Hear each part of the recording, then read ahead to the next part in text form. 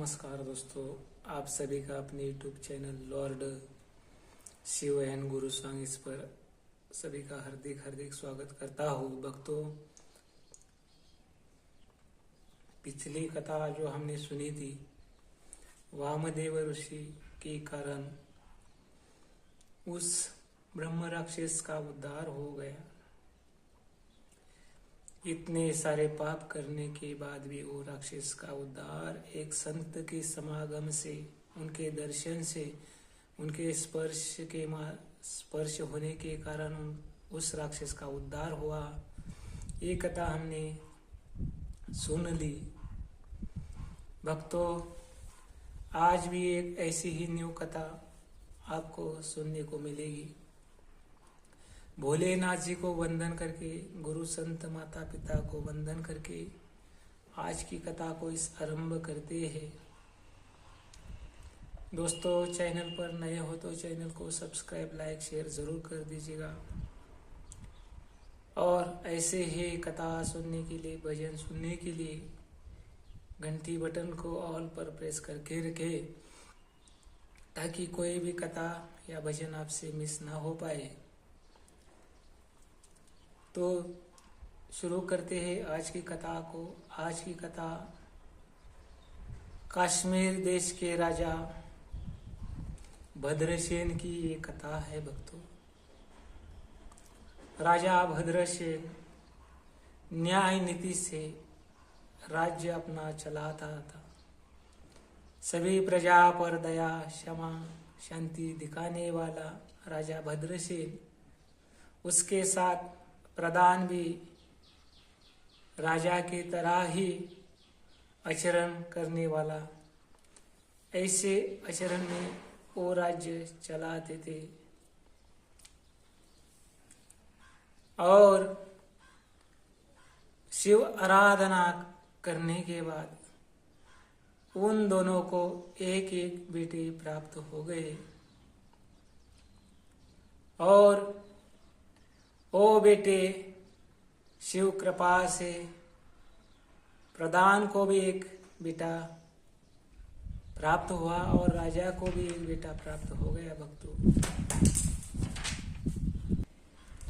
और राजा के बेटे का नाम रख दिया सुधर्म और प्रधान के बेटे का नाम रख दिया तारक। ओ दोनों कुमार एक दूसरे के साथ में रहना, एक दूसरे के साथ में घूमना फिरना, सुधर्म और तारक, ऐसा उनका दिन कर्म चल रहा था। ऐसे वो दो कुमार 4-5 साल के हो गए। भक्तों, लेकिन वो शिव भक्ति में ही निमग्न हमेशा रहते थे।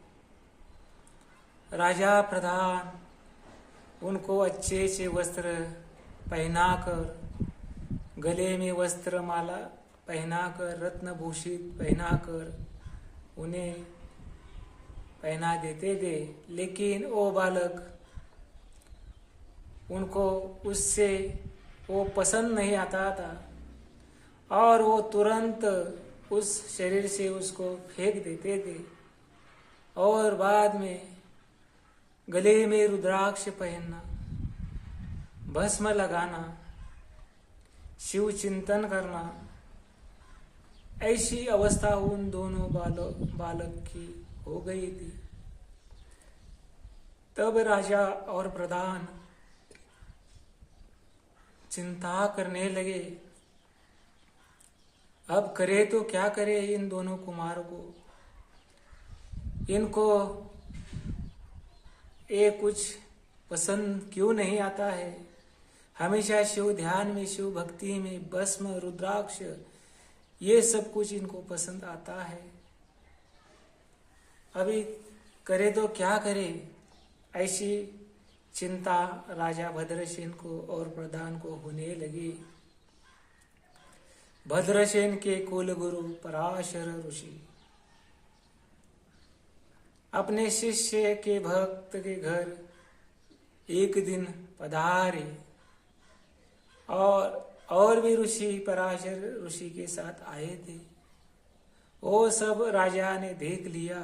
राजा भद्रसेन ने पराशर ऋषि को प्रणाम किया, उनको बैठने के लिए आसन दे दिया, उनकी पूजा की। और तब भद्रसेन राजा पराशर ऋषि के सामने हाथ जोड़कर बोलने लगा, हे गुरुवर्य,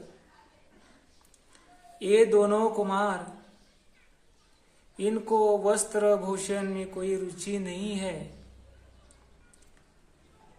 हमेशा एकांत रहने का, शिव भक्ति करने का, भस्म लेने का, रुद्राक्ष लेने का, ऐसा इनका क्रम चल रहा है। हमें चिंता हो गई है कि आगे चल के कैसे राज्य चलाएंगे और कैसे नहीं।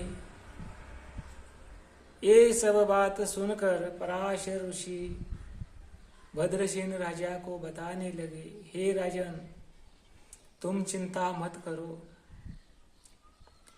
और ये शिव भक्त क्यों बने हैं वो भी मैं तुम्हें बता देता हूँ। इनके पिछले जन्म की कहानी तुम्हें मैं बता देता हूँ, तुम ये सुन लो।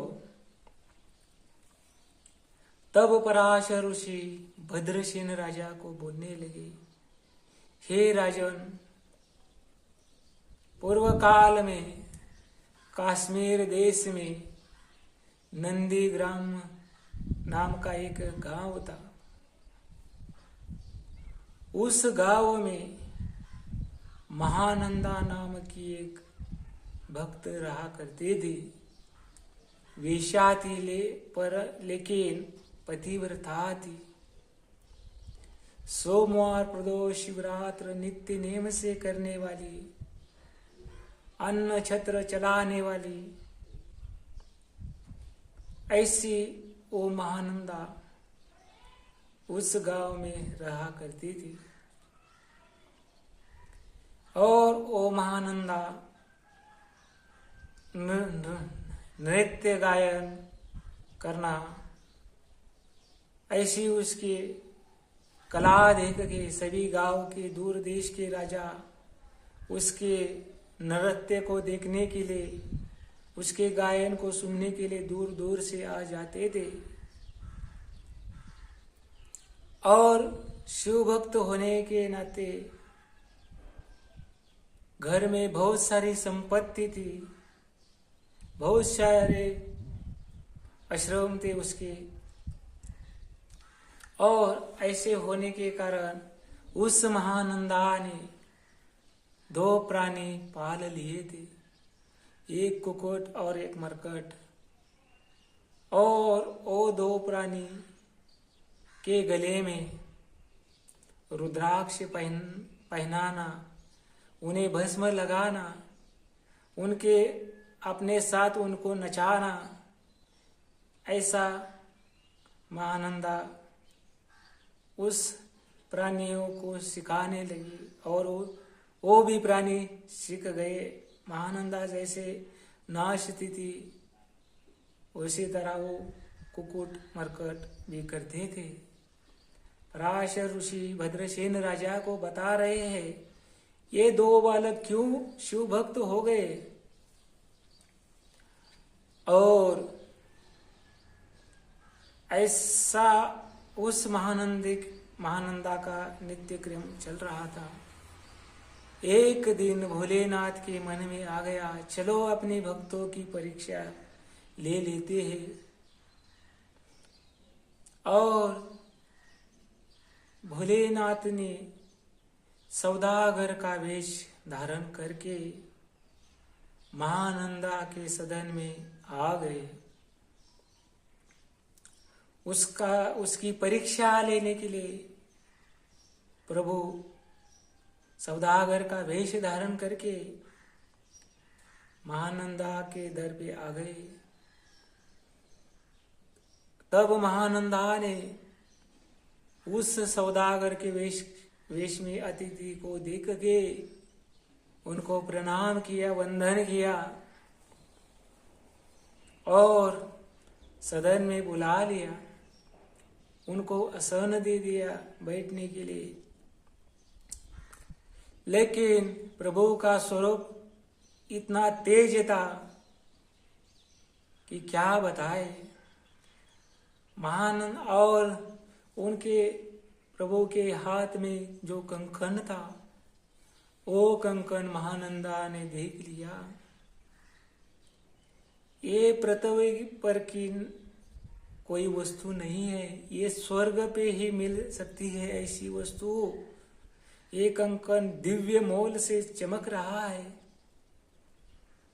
और महानंदा की दृष्टि उस कंकन पर गई। तब सौदागर वेश में भोलेनाथ ने वो कंकन अपने हाथों से निकालकर महानंदा को पहना दिया। तब महानंदा अतिथि को बोलने लगी, 3 दिन तक मैं आपकी पत्नी बन के रहूंगी, आपकी सेवा करूंगी, और ये मेरा वचन है। तब भोलेनाथ ने वो कंकन तो दे ही दे दिया, लेकिन आत्मा से दिव्य लिंग निकाल कर महानंदा के हाथ में रख दिया और बता दिया, हे महानंदा, ये लिंग अपने हाथ पे पकड़ लो और इसको सुरक्षित जगह पर रख दो। इस लिंग में मेरा प्राण है और ये तुम संभाल के रखो। ऐसा बोल के सौदागर ने वो लिंग महानंदा के हाथ पे रख दिया। महानंदा ने भी बोल दिया, ठीक है, मैं इसका संभाल करूंगी। और वो कंकन और वो लिंग जहाँ नृत्यशाला थी उस सदन में जाके रख दिया। और उस शाला में ही वो 2 प्राणी को भी बांध किया करती थी, कुक्कुट और मरकट को। लेकिन भक्तों की परीक्षा लेने के लिए प्रभु क्या क्या लीला कर सकते हैं वो ही जाने। रात में महानंदा सो गई और भोलेनाथ की कृपा से जिस शाला में वो कुक्कुट मुर्कट बांध के रखे थे, वो कंकन और वो लिंग रखा था, उस शाला को आग न लग गई। तब सौदागर वेश में अतिथि बोल रहे महानंदा को, हे महानंदा, जाग के देखो, तुम्हारी शाला भस्म हो रही है, जल्दी जाग लो। तब वो महानंदा नींद से जागकर देख रही तो क्या है, बड़ी बड़ी ज्वाला उस शाला को घेर लिया है। अब क्या करो क्या नहीं, ऐसी महानंदा की अवस्था हो गई। भक्तों, महानंदा ने उसको उस प्राणी की याद आई, कैसे तो उसमें से जाके वो 2 प्राणी को छोड़ दिया और वो भयभीत होके वो कुक्कुट मरकट वन में भाग गए। प्राणी तो भाग गए, लेकिन भक्तों उस कंकन और लिंग का क्या हुआ? अब क्या करे? तब अतिथि स्वरूप में भोलेनाथ जी बोलने लगे, हे महानंदा, तुम्हें जो मैंने लिंग दिया था संभाल के रखने के लिए, वो कहाँ है? वो दे दो मुझे, अब मेरा अब जाने का वक्त हो गया है। तब महानंदा दुखित हो गई, क्योंकि उस नृत्यशाला को ही आग लग गई तो कहाँ वहां पे वो बच सकता है। वो दिव्य लिंग और वो कंकन भी भस्म हो गया था। ये महानंदा ने जान लिया और दुखित होकर रोने लगी। तब सौदागर वेश में अतिथि बोलने लगे, हे महानंदा, तूने अपना वचन निभाया नहीं है। तुमको मैंने पहले ही बोल दिया था कि इस लिंग में मेरा प्राण है, तुम इसे संभाल के रखो, लेकिन तूने संभाल के रखा नहीं। मैं अब तुम्हारे कारण मैं अपना प्राण त्याग कर देता हूँ। ऐसा सौदागर महानंदा को बोलने लगा। भक्तों, अब करे तो करे, क्या करे, कहां से लिंग लाए महानंदा? और परीक्षा प्रभु लेते हैं तो तब भक्त का भी कोई इलाज नहीं होता है। भक्तों, इतना दुख हुआ महानंदा को, क्या बताए। सौदागर ने चित्ता रचा दी और उस चित्ता को प्रदक्षिणा लगा ली और भस्म लगा के ओम नमः शिवाय बोल के उस सौदागर ने उस चिता में अपने प्राण त्याग दिए।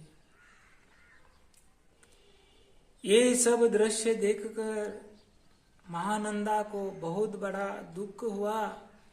मेरे कारण आज अतिथि का प्राण चला गया, अब मैं तो जीवित रहकर क्या करूं? और तब महानंदा ने सभी ब्राह्मणों को, पंडितों को बुला के उनको सभी अपनी जो संपत्ति सभी को बांट दी, दान धर्म कर दी, कुछ भी ना रखा, सब कुछ दे डाला। और भक्तों, महानंदा ने उस आगे क्या किया? क्या महानंदा ने अपने प्राण त्याग किए? आगे कथा में क्या हुआ वो आपको दूसरे भाग में आपको सुनने को मिलेगा भक्तों। तो जरूर उसे पूरा सुन लीजिएगा ताकि पूरी कथा आप सुन सके। इस कथा को, इस भाग को यहीं पर एंड करते हैं भक्तों। आशा करता हूँ आपको हमारे चैनल पर जो कथा अपलोड होती है उससे आप संतोष है। और भक्तों, चैनल पर नए हो तो चैनल को सब्सक्राइब जरूर करिए। कमेंट में भोलेनाथ का जय घोष करके करे, हर हर महादेव लिखे। और आगे क्या होता है वो कथा हम आपको सुनाएंगे दूसरे भाग में। तब तक ओम नमः शिवाय।